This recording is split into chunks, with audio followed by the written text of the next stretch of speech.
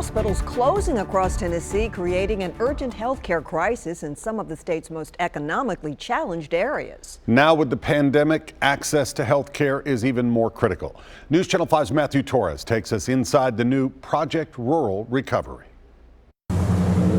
And our goal is always to serve the underdog, if you will. And soon, serving that goal will take Deborah Hillen deeper into some of the most underserved communities in Tennessee. Right now, her organization, Buffalo Valley, is transforming a bus into a clinic on wheels. The waiting room inside this bus will look like a normal waiting room.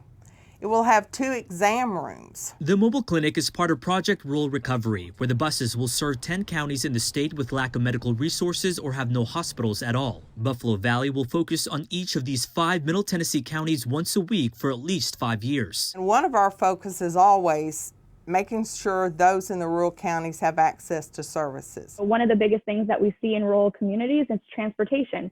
You know, getting to the hospital could be an hour to 2-hour drive. The state says the mobile clinics will be parked in common areas like parking lots. The teams will likely have to create relationships with local providers to address needs outside their scope. So once we get a person into a mobile bus, then we'll be able to create those connections to other services that they may have not sought if it wasn't for us being there. This project will not only meet primary care needs, but provide behavioral health care services as well. Mental health issues that may have gotten worse because of the pandemic. And also been an underlying thing that people didn't realize. Now we've got a place where I can go and I can get both of them treated almost like a one-stop shop. The goal is to have the buses available by November. No insurance or money is required. Anyone can show up.